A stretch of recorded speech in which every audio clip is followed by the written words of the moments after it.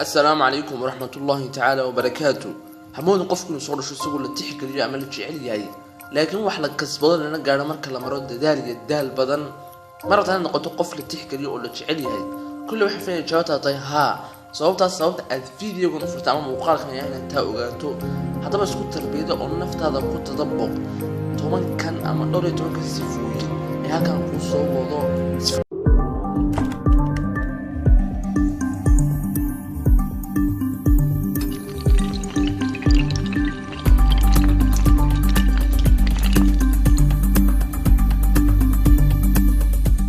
فدا كوباد بدل ولا عدينتا وشفرنانتا ما حلو يقانا موصوتك سروني داعني وكو جرتو امان قفكي وقلما adigoo ka maran jiilnimada soo jiidashada iyo qiyaanadaba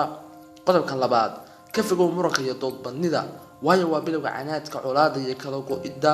wada dhaqan dadka oo dhan sida aad jeceshahay lagula dhaqmo adiga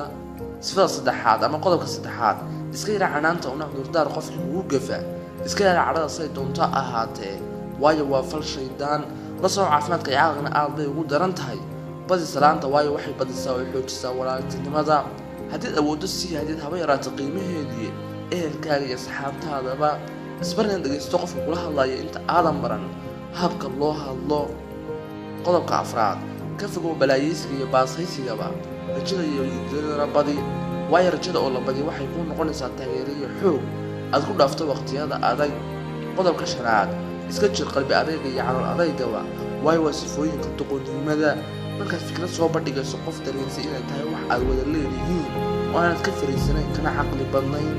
qodobka lixaad iska jir isla weynida tusana dadka inaad tahay iyaga oo kale heerka doontaba aad gaadhidee waayo rabbigeen subxaanahu watacaala ma eego qofka isla weyn maalinta qiyaamaha lana soxin aadan iyo xaawa aynu wada dhanayn dhammaanteen qodobka toddobaad badi saamaxaada iyo cafiga waayo nadaafada qalbiga iyo naftaba marka qof waaninayso ilaali dareenkiisa oo ka hortagaya dhaawacaya qalbiyadiisa iyo naftiisa toonna qodobka sideedaad caawi oo garab sii qayrka markay kuu baahan yihiin waayo rabbi baa kuu kaalmayn doona maalinta aad baahan tahay adigu yee qodobka sagaalaad iska ilaali dhalisha aflagaadada iyo naqdiga badan waayo kelmada xubin qalbiga ayay waxyeeshaa waana hubka lagu dhaaf qalbiga waxaa laga yaabaa inay noqoto oo isku bedesho colaad iyo nacayb qodobka tobnaad habadin qosolka aan habboonayn waayo qosolka aan macnaha lahayn haybada iyo deganaanta ayuu kaa qaadayaa qodobka qoytoonaad isbar dulqaadka iyo adkaysiga waayo waa sifo rabbigeen iyo rasuulku sallallahu alayhi wasallam ay jecel yihiin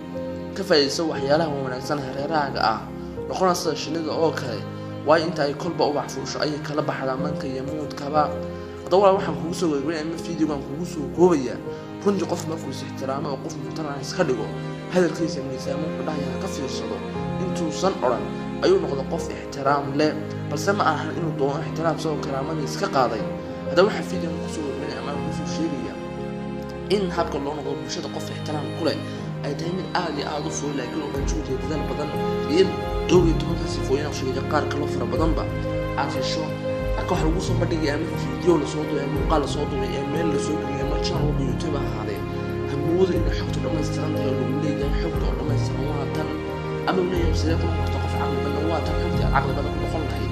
ama leeyahay sidee ku noqoto arjunas waa tan xogta arjunas ku noqon lahayd laakiin waa tilmaan oo kaliya inta waxa lagu yaqaan qodobada kamid ah ee soqodobada ka lamidka ah oo soo dhuma sidaas ah